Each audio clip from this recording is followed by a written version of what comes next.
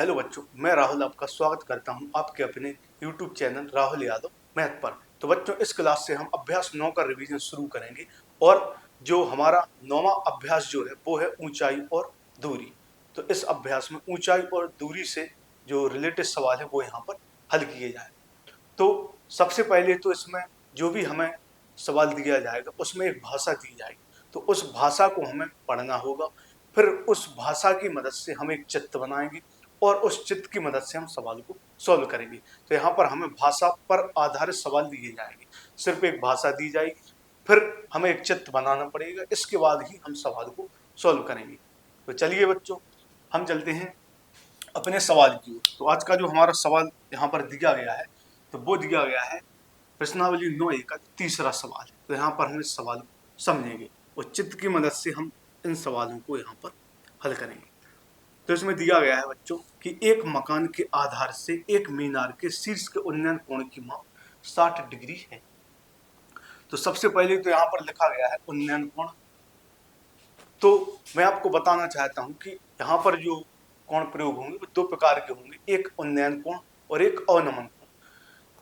तो उसमें समझने के लिए सिर्फ यही है, यदि हम नीचे से ऊपर की तरफ देखेंगे तो बनेगा उन्नयन कोण और ऊपर से नीचे की तरफ देखेंगे तो बनेगा अवनमन कोण। सिर्फ हमें यही याद रखना है कि उन्नयन कोण क्या होता है, अवनमन कोण क्या होता है। तो उन्नयन कोण में जब हम नीचे से ऊपर की तरफ देखते हैं तो उन्नयन कोण बनता है और ऊपर से नीचे की तरफ जब हम देखते हैं तो अवनमन कोण बनता है। तो सवाल इसमें जो दिया गया है वो है कि एक मकान के आधार से एक मीनार के शीर्ष के उन्नयन कोण की माप 60 डिग्री दी गई। तो हम यह तो समझिए कि उन्नयन कोण और नमन कोण क्या है। अब इनका प्रयोग कैसे करेंगे, तो यहाँ पर सबसे पहले चित्र बनाना पड़ेगा। तो यह जो सवाल दिया गया है तो इसमें हमें दो चीजें दी गई। तो एक मकान के आधार से एक मीनार के शीर्ष के उन्नयन कर, एक तो हमें मकान दिया गया है और एक मीनार दी गई। तो निश्चित है कि मकान और मीनार में से जो बड़ा होगा वो मीनार होगी बड़ी, तो मीनार है वो मकान से बड़ी होगी। तो यहाँ पर हमें एक साइड में मीनार को बनाना पड़ेगा और दूसरी साइड में हमें मकान को बनाना पड़ेगा। तो यहाँ पर हम एक मीनार को बना लेते हैं और यहाँ पर हम एक मकान को बना लेते हैं।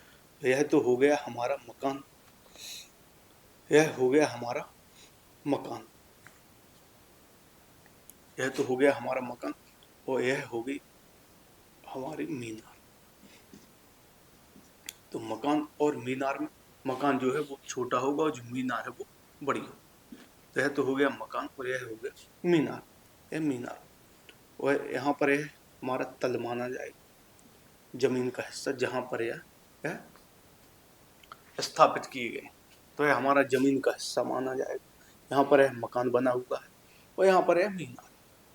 अब सवाल को आगे पढ़ते हैं और इसमें भी यह जो है वो मकान का आधार माना जाएगा। जो नीचे वाला हिस्सा है वो हमारे मकान का आधार माना जाएगा और यह जो ऊपर वाला हिस्सा है मकान का शीर्ष माना जाएगा। जो नीचे वाला हिस्सा है वो आधार माना जाएगा और जो ऊपर वाला हिस्सा है वो शीर्ष माना जाएगा। इसी प्रकार यह मीनार का आधार माना जाएगा और यह मीनार का शीर्ष माना जाएगा। आधार है, इसको तल भी बोल सकते हैं, और यह शीर्ष माना जाएगा। तो यहाँ पर लिखा गया है कि एक मकान के आधार से एक मीनार के शीर्ष के उन्नयन कोण की माप 60 डिग्री है। तो यहाँ पर लिखा गया है कि एक मकान के आधार से, तो हमारे मकान का जो आधार है वो यह हो जाएगा और मीनार के शीर्ष के उन्नयन कोण की माप 60 डिग्री है। यहाँ पर उन्नयन कोण बन रहा है तो इसका मतलब है कि नीचे से ऊपर की तरफ देखा जा रहा है, क्योंकि नीचे से ऊपर की तरफ जब देखेंगे तभी जो उन्नयन कोण है वो बनेगा। तो यहाँ पर मकान के आधार से, तो मकान का आधार यहाँ पर है और मीनार के शीर्ष का जो उन्नयन कोण है वो 60 डिग्री है। तो यहाँ से जो यहाँ पर जो कोण बनेगा वो होगा हमारा 60 डिग्री और वही हमारा उन्नयन कोण होगा। तो मकान के आधार से मीनार के शीर्ष के उन्नयन कोण की माप 60 डिग्री है। तो यहाँ पर जो कोण हो जाएगा वो 60 डिग्री हो जाएगा। मकान के आधार से मीनार के शीर्ष के बीच में जो कोण बन रहा है वो 60 डिग्री हो जाएगा। अब आगे, तथा उसी मकान के शीर्ष से मीनार के शीर्ष का उन्नयन कोण। अब इसको यहाँ पर हम इससे मिला देते हैं।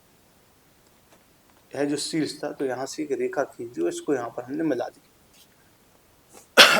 अब इसमें बोला गया है कि उसी मकान के शीर्ष से, अब यह जो मकान दिया गया है, तो मकान के शीर्ष से मीनार के शीर्ष का उन्नयन कोण 45 डिग्री है। तो सबसे पहले तो हमें यह दिया गया था कि मकान के आधार से मीनार के शीर्ष का कोण है 60 डिग्री, जो कोण था वो उन्नयन कोण था 60 डिग्री है। अब बोला गया है कि उसी मकान के शीर्ष से मीनार के शीर्ष का जो उन्नयन कोण है वो 60 डिग्री है। तो मकान का शीर्ष यह है और मीनार का शीर्ष है यहाँ पर। तो मकान के शीर्ष से मीनार के शीर्ष का जो उन्नयन कोण है वो बन रहा है 45 डिग्री। तो यहाँ पर हमारा यह कोण 45 डिग्री हो जाएगा और यह कोण 60 डिग्री हो जाएगा।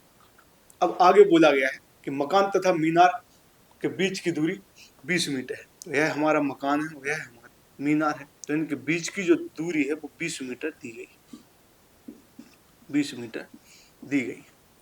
और यह दूरी 20 मीटर है, तो यह दूरी भी 20 मीटर ही हो, क्योंकि यह एक आयत के जैसा बन रहा है।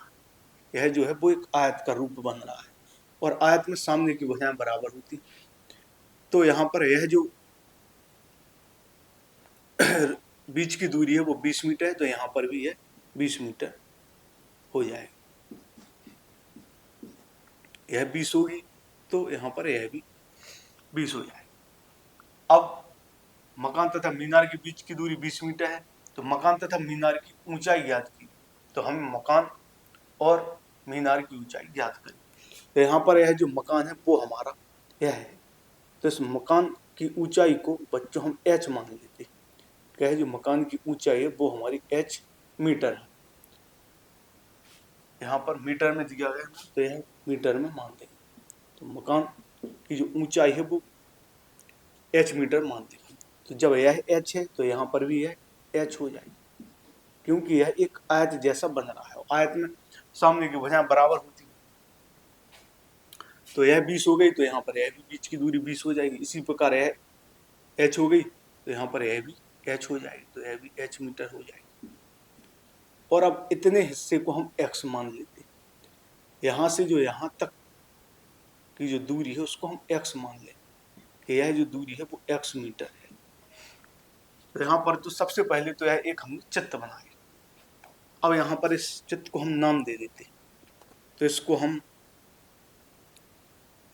A B, इसको हम A मान लेते, इसको B, इसको इस पॉइंट को C है जो इसको हम C मानेंगे, इसको D और इसको E। सबसे पहले तो हमने इसको नाम दे दिए A B C D E। तो यह तो हमारा एक चित्र बन गया। अब इस चित्र की मदद से हम मकान तथा मीनार की ऊंचाई ज्ञात करें।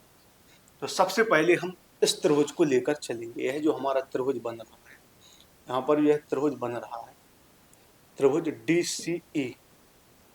यह जो त्रिभुज DCE बन रहा है, सबसे पहले इसको लेकर हम चलेंगे। तो यहाँ पर हम लिखेंगे त्रिभुज DCE में, तो त्रिभुज DCE को लेकर चलेंगे। तो यहाँ पर लिख दिया हमने त्रिभुज DCE में। अब यहाँ पर हमें इतनी दूरी दी गई। यदि देखा जाए, यह जो त्रिभुज हमें दिया गया है जिसकी एक भुजा A है, दूसरी है, तीसरी है, तो इसमें यह जो भुजा है वो लंब मानी जाएगी, या इसको ऊंचाई भी बोल सकते हैं, क्योंकि यहाँ पर कोण 90 डिग्री बन रहा है। यह हमारा लंब भुजा हो जाएगी और यह हमारी आधार भुजा हो जाएगी। तो लंब और आधार जो भुजा होगी तो वो tan में होती है, क्योंकि tan का जो मान होता है tan थीटा बराबर, तो वो होता है लंब बटे आधार। अब इस त्रिभुज में हमें यहाँ पर लंब दिया गया है x मीटर है और जो आधार है वो 20 मीटर दिया गया है। तो यहाँ पर हम tan के फॉर्मूले का प्रयोग करेंगे और जो कोण है वो हमें 45 दिया गया है। तो यहाँ पर हम लिखेंगे tan 45 डिग्री। तो tan 45 डिग्री बराबर जो हो जाएगा, तो tan का जो फॉर्मूला होता है वो होता है लंब बटे आधार, लंब बटे आधार होता है। यहाँ थीटा तो है नहीं, थीटा की जगह जो कोण है वो 45 है, तो tan 45 बराबर हो जाएगा लंब बटे आधार। और tan 45 का जो मान होता है बच्चों वो 1 होता है, सारणी में मैंने आपको सिखाया ही था। तो tan 45 डिग्री का जो मान है वो 1 हो जाएगा और बराबर होगा लंब बटे आधार। तो यहाँ पर लंब जो है वो x दिया गया है, तो यहाँ पर x लिख देंगे और जो आधार है वो 20 दिया गया है, तो यहाँ पर हम 20 लिख देंगे। यहाँ पर इसके नीचे बटे में भी 1 मान लो। यहाँ पर हम गुणा करेंगे तो 1 का गुणा x में करेंगे तो x आएगा और 20 का गुणा 1 में करेंगे तो 20 आएगा। तो जो x का मान निकल कर आएगा वो 20 मीटर आएगा। तो यहाँ पर हम इसको यहाँ पर लिख देते हैं, x का जो मान है वो 20 मीटर है। तो यहाँ से जो x का मान है वो 20 मीटर है। तो सबसे पहले तो इसमें हम x और h के मान निकालेंगे। इसके बाद फिर हम देखेंगे कि हमें इसमें जो हमें फाइनल उत्तर है वो क्या देना है। तो अब आगे हल करेंगे। तो यहाँ पर सबसे पहले तो हम x का मान निकालें। अब यहाँ पर इसको हम मिटा लें।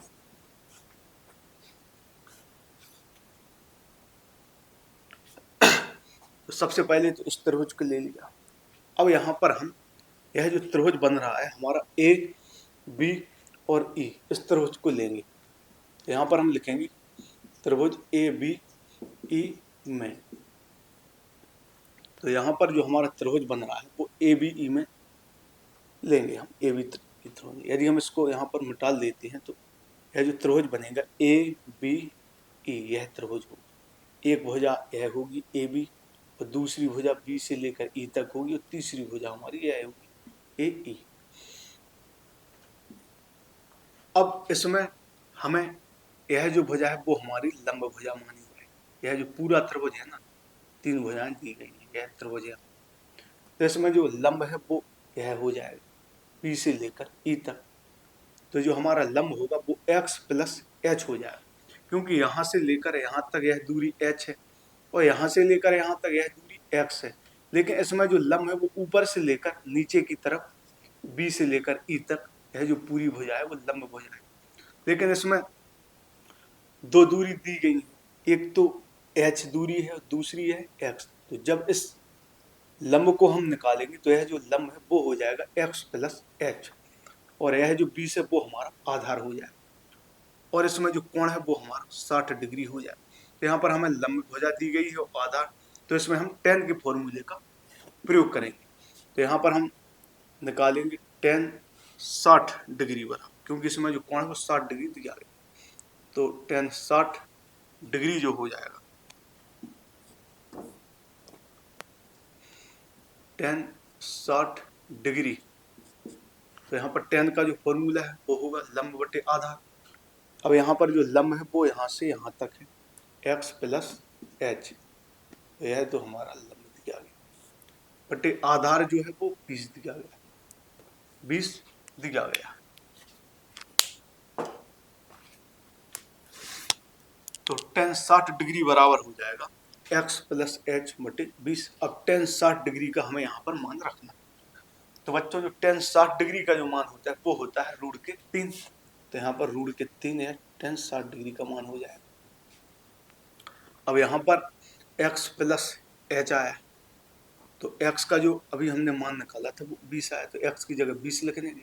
तो 20 प्लस h बटे में 20 आ जाएगा। अब यहाँ पर हम गुणा करेंगे तो 1 का गुणा इन दोनों में होगा तो यह ऐसे ही आएंगे जैसे लिखे गए हैं, क्योंकि 1 का गुणा जिस भी संख्या में करेंगे तो वही संख्या निकल कर आती। तो 1 का गुणा 20 में करेंगे तो 20 आएगा, 1 का गुणा h में करेंगे तो h आएगा बराबर। इसी प्रकार जब 20 का गुणा रूट 3 में करेंगे तो यह आएगा 20 गुणा रूट 3। अब 20 प्लस h और यहाँ पर है 20 गुणा रूट 3। तो बच्चों रूट 3 का जो मान होता है वो होता है 1.732। जो रूट 3 का मान होता है वो होता है 1.732। तो इस प्रश्नावली में हमें रूट 2 और रूट 3 इनके मान याद करने होंगे। तो 20 प्लस h बराबर, तो 20 का गुणा हम यहाँ पर करेंगे। तो सबसे पहले तो इस 0 को लिखेंगे। अब 2 का गुणा 2 में करेंगे तो 4 आएगा, 2 का गुणा 3 में तो 6 आएगा। सबसे पहले तो 0 लिख लिया, 2 का गुणा 2 में तो 2 दूनी 4 होगा, 2 तिया 6 होगा। अब 2 का गुणा 7 में करेंगे तो 2 सत्ते 14 होगा, एक हासिल लगाएंगे, 2 एकम 2 और 1 3 आएगा। अब यहाँ पर 3 अंक बाद दशमलव लगा है तो इसका जो फाइनल उत्तर आया इसमें भी हम 3 अंक बाद दशमलव लगा दें, तो 1 2 3 तो यहाँ पर है दशमलव आ जाए, और इस जीरो को हम मिटा भी सकते हैं। तो यहाँ पर जो मान निकल कर आया वो आया 34.64, क्योंकि एक जीरो और आया था और 2 दूनी 4 आया था, 2 तिया 6 आया था और 2 सत्ते 14 आया था, 2 एकम 2 1 3, फिर 3 अंक बाद दशमलव लगा। तो यहाँ पर जो 20 प्लस h बराबर आया वो है 34.64। इसके बाद h बराबर आएगा तो यह आएगा 34.64 माइनस 20। अब यहाँ पर इसमें से हम 20 घटाएंगे तो हमारा निकल कर आएगा 14.64, क्योंकि इसको घटाएंगे तो ऐसे घटाएंगे 34.64 और यह लिखा गया है 20, तो इसको लिख सकते हैं 20.0। अब 4 यहाँ पर 6, 4 में से 0 जाएगा तो 4 आएगा, 3 में से 2 घटाएंगे तो 1 आएगा। तो यहाँ से जो h का मान निकल कर आया वो 14.64 मीटर निकल कर आया। h का जो मान निकल कर आया वो 14.64 मीटर यहाँ पर निकल कर आया। अब जो हमें उत्तर देना है वो देना है मकान की ऊंचाई भी निकालनी है और मीनार की ऊंचाई निकालनी है। तो यहाँ पर हमने मकान की जो ऊंचाई है वो h मानी थी और यहाँ से हमारा h का मान निकल कर आ गया। तो हम कह सकते हैं कि यह जो h का मान आया 14.64 मीटर, यही हमारे मकान की ऊंचाई हो जाए। तो यहाँ पर हम लिख सकते हैं कि मकान की जो ऊंचाई हमारी आई, मकान की ऊंचाई वो आई 14.64 मीटर। तो यह तो हमारा एक उत्तर प्राप्त हो गया। मकान की जो ऊंचाई आई वो आई 14.64 मीटर। अब हमें मीनार की ऊंचाई याद करनी है। तो जो मीनार की ऊंचाई है वो है बी से लेकर ई तक होगी। जो पूरी मीनार की ऊंचाई है वो बी से लेकर ई तक होगी, क्योंकि यहाँ पर मकान तो यही था ए से लेकर डी तक, लेकिन जो मीनार की ऊंचाई है वो बी से लेकर ई तक होगी। तो मीनार की जो ऊंचाई होगी यहाँ पर हम निकालेंगे मीनार की ऊंचाई। मीनार की ऊंचाई जब हम यहाँ पर निकालेंगे तो यह होगी h प्लस एक्स। h और x को हम यहाँ पर जोड़ देंगे तो यह हमारी मीनार की ऊंचाई हो जाएगी। अब h का मान जो निकल कर आया वो आया 14.64।